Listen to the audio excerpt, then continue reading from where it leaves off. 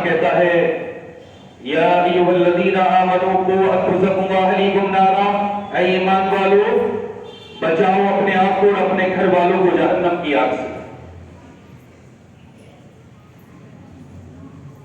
ایسے لوگوں سے پرہیز کرو، اچھے لوگوں کی تمہیں صحبت اچھا بنا دیتی ہے اور برے لوگوں کی صحبت برا بنا دیتی ہے۔ اللہ کے رسول فرماتے ہیں اچھے لوگوں کی صحبت ایسی ہے جیسے کوئی انسان عطر کی دکان میں گیا اور وہاں اس نے عطر پوچھا، دیکھا، عطر خریدا بھی نہیں، لیکن جب وہ دکان سے باہر نکل کر آیا تو اس کے کپڑوں سے بھی خوشبو آ رہی ہے، اس کے ہاتھوں سے بھی خوشبو آ رہی ہے۔ اور بری صحبت کی مثال ایسی ہے، کوئی انسان شرابی کے پاس بیٹھا، چور کے پاس بیٹھا، سٹہ باز کے پاس بیٹھا، وہ کھیلا بھی نہیں، چوری بھی نہیں کی، شراب بھی نہیں پی، لیکن لوگ اس کو اس بات سے جان رہے ہیں کہ یہ شرابی کا دوست ہے، یہ چور کا دوست ہے۔ یہ ان لوگوں سے تعلق رکھتا ہے جو لوگ جوا بازی کرتے ہیں، جو لوگ برے کام کرتے ہیں۔ میرے دوستوں، میرے عزیزوں، اللہ تبارک و تعالیٰ نے آپ کو مسلمان بنایا ہے، اللہ کا شکر ادا کیجیے۔ اللہ تبارک و تعالیٰ نے اپنے پیارے محبوب صلی اللہ علیہ وسلم کی امت میں تمہیں پیدا فرمایا ہے، اللہ کا شکر ادا کیجیے۔ 18,000 مخلوق میں تمہیں سب سے زیادہ بہتر بنایا ہے، اللہ کا شکر ادا کیجیے۔ اللہ چاہتا تو وہ جانور بھی بنا سکتا تھا، اس کے لیے کوئی بڑی بات نہیں، لیکن اس نے انسان بنایا ہے، اس کا شکر ادا کیجیے۔ تو اب اس بات کا غلط فائدہ مت اٹھائیے، ایسے کاموں کو بالکل چھوڑ دیجیے کہ آپ جس کے پیچھے نماز پڑھیں، نماز پڑھ کر کے گئے اور اسی کی برائی کر جائے،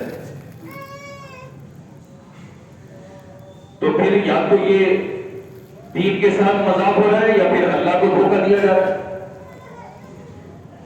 جو کچھ لوگ ایسے ہوتے ہیں کہ پیچھے نماز پڑھ کے جائیں گے، پیچھے سے امام کے نماز بھی پڑھیں گے، سلام دعا بھی کریں گے، مصافحہ بھی کریں گے، اور گیٹ سے باہر نکلتے ہی کے ساتھ امام صاحب خلا کے دروازے پہ کھڑے تھے، امام صاحب اس سے بول رہے تھے، امام صاحب ایسے کر رہے تھے، امام صاحب ویسا کر رہے تھے، کیا نہیں ہے؟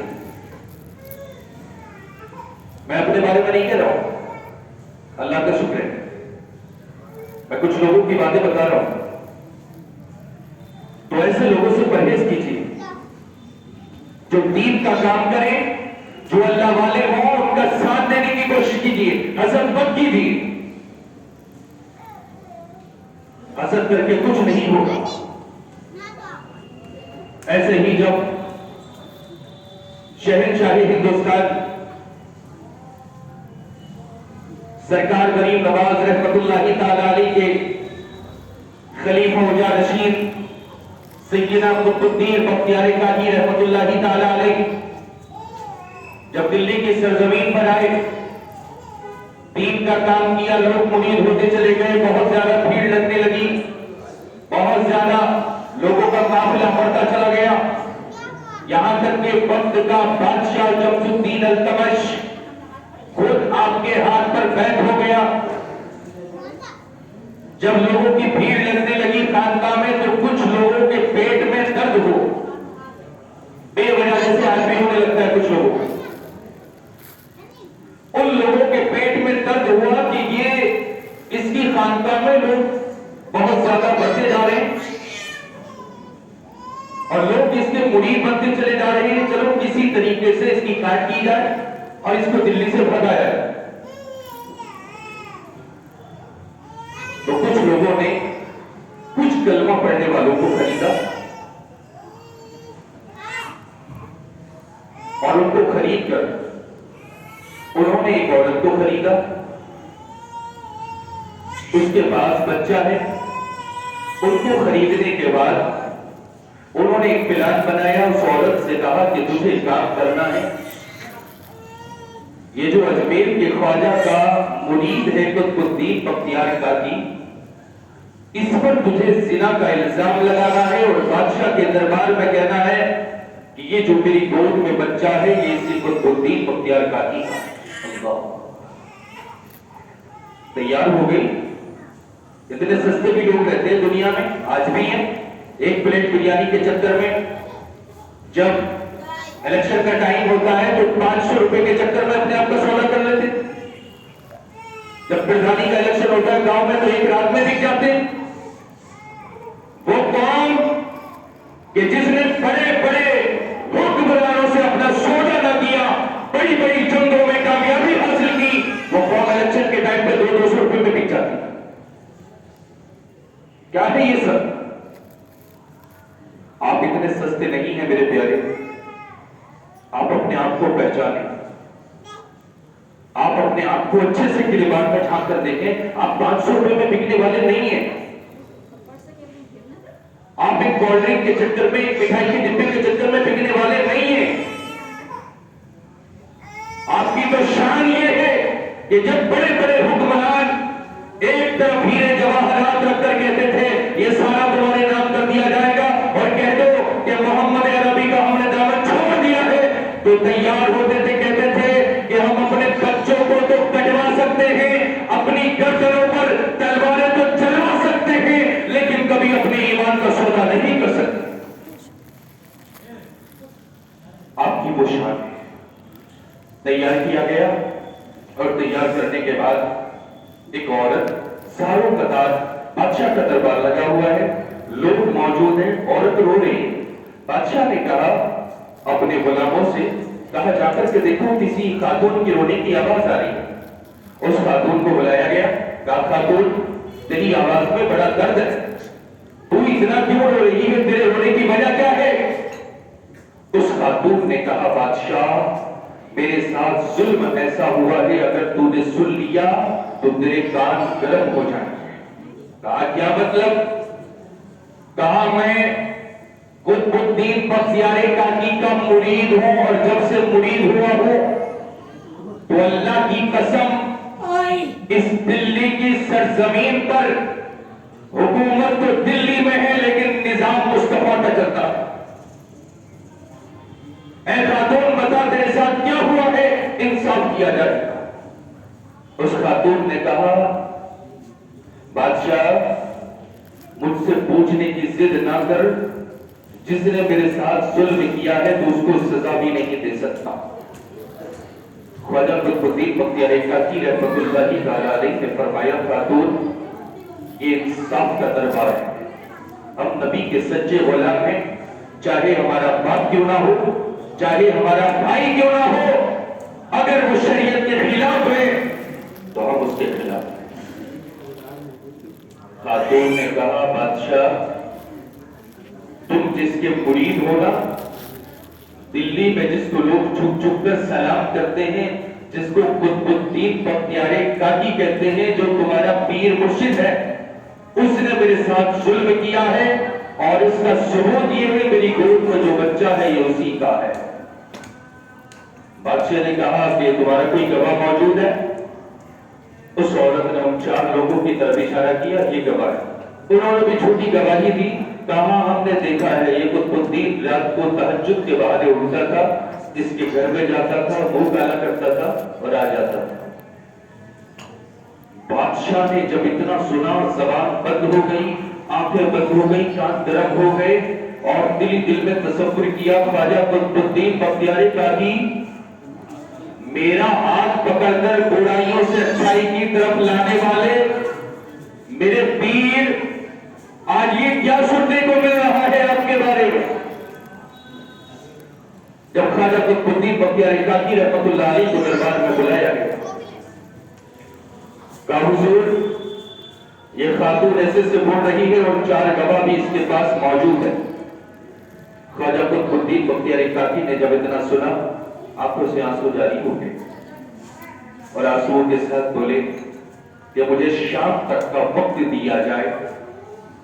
لوگوں نے کہا بادشاہ یہ اپنے آپ کو بچانے کی کوشش کر رہے ہیں, ابھی کے ابھی سزا دیجیے, اور ابھی کے ابھی لوگوں کو بتائیے کہ جس کے تم مرید ہوئے ہو یہ اس طرح کے کام کرتا ہے. جب اتنا کہا تو خواجہ قطب الدین بختیار کاکی سے بادشاہ نے کہا حضور میں بھی آپ کا ہوں, یہ حکومت بھی آپ کی ہے, یہ زمین بھی آپ کی ہے, آپ شام تک نہیں آپ جب چاہیں جب دربار میں فیصلہ کر سکتے ہیں، آپ کی مرضی ہے۔ آپ اٹھ کر کے کھڑے ہو گئے، کہا میں جانا چاہتا ہوں۔ بادشاہ نے کہا حضور رک جائیے، سواری کا انتظام کر دیتا ہوں۔ خواجہ قطب الدین بختیاری کاکی نے فرمایا بیٹا آج سواری سے نہیں جانا ہے، آج مجھے یہاں سے ایسے ہی نکلنا ہے، آج مجھے اپنی حیثیت دیکھنا ہے، اپنا وقار دیکھنا ہے کہ جو لوگ کل تک چھپ چھپ کر سلام کرتے تھے، راستوں کو صاف کر دیا کرتے تھے، دکانوں کو بند کر دیا کرتے تھے، آج جب لوگوں نے یہ سنا ہے دیکھنا چاہتا ہوں کہ آج لوگ کتنی عزت کریں۔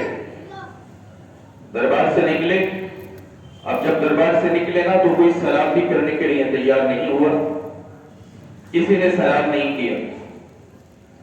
لوگ ایسے دیکھ رہے ہیں، باتیں بنا رہے ہیں، آپس میں ہنسی ٹھٹی کر رہے ہیں۔ خواجہ قطب الدین بختیاری کاکی اپنی خانقاہ میں آئے اور آنے کے بعد وضو کیا، مصلی بچھایا، مصلی بچھانے کے بعد کہا اے غریب نواز میں آپ کا مرید ہوا، آپ نے کہا کہ دلی میں رہنا ہے، دلی کے لوگوں کی تربیت کرنا ہے، آپ نے کہا تھا کہ بیٹا قطب الدین تمہیں روزی رکھنا ہے، میں نے روزی رکھی، بیٹا قطب الدین تمہیں فاقے کرنا ہے، میں نے فاقے کیے، بیٹا قطب الدین تمہیں لوگوں کی برائیوں سے دور رہنا ہے، میں برائیوں سے دور رہا، لیکن یہ کیوں نہیں بتایا تھا جو آج دلی والوں نے میرے ساتھ کیا ہے؟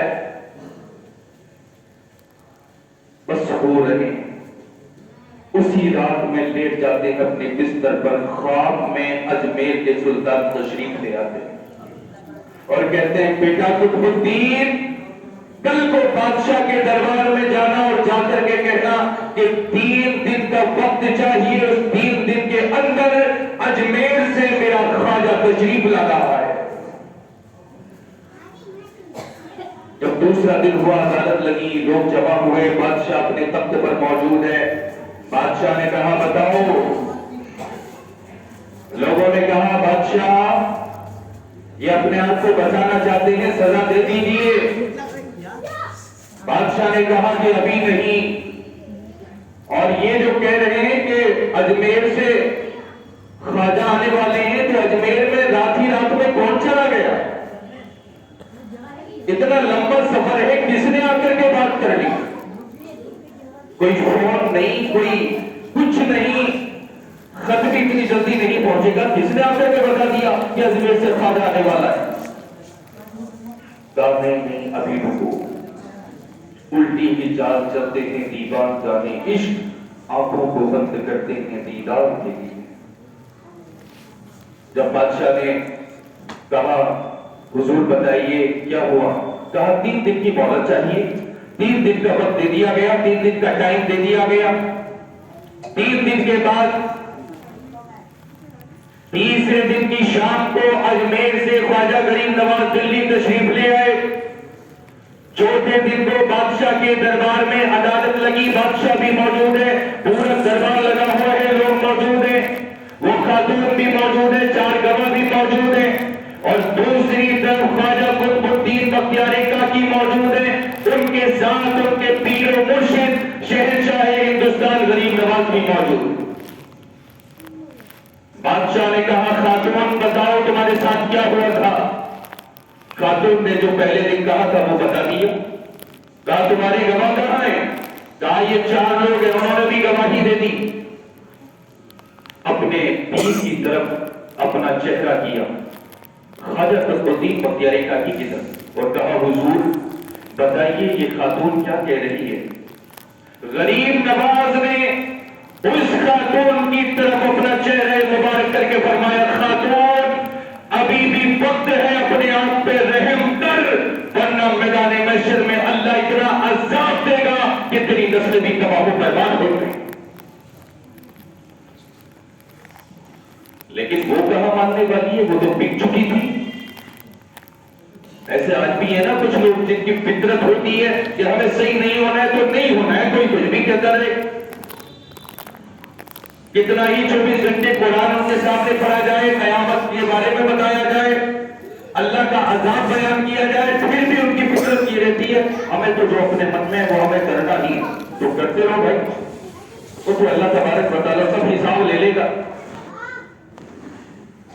غریب نواز نے فرمایا خاتون اپنے آپ پر رحم کر، اس خاتون نے کہا کہ یہ اپنے آپ کو بچانے کی کوشش کر رہے ہیں کیونکہ ان کی شہرتیں بہت ہو چکی ہیں، ان کی عزتیں بہت ہو چکی ہیں، لوگ ان کو مانتے ہیں کہ پیچھے پیچھے گھومتے ہیں، لوگ ان کے پیچھے پیچھے جاتے ہیں۔ تو خواجہ قطب الدین بختیار کاکی نے اپنے پیر کی طرف خواجہ غریب نواز کی طرف اشارہ کیا، حضور بتائیے کیا کیا جائے؟ غریب نواز اس خاتون کی گود میں جو بچہ تھا، اس بچے کے کان میں کہا، بچے ایک بات سن لے، تجھے یہ بیان نہیں کرنا ہے کہ میرا قطب الدین گناہگار ہے، یہ بے گناہ ہے، بس تو اتنا جواب دے بادشاہ کے دربار میں کہ تیرا باپ کون ہے۔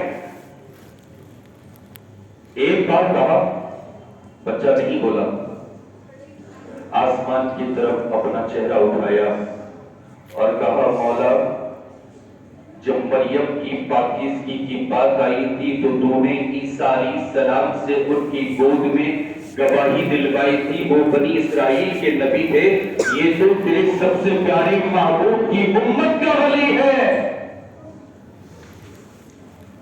اللہ، یہ دین کی بات ہو رہی ہے،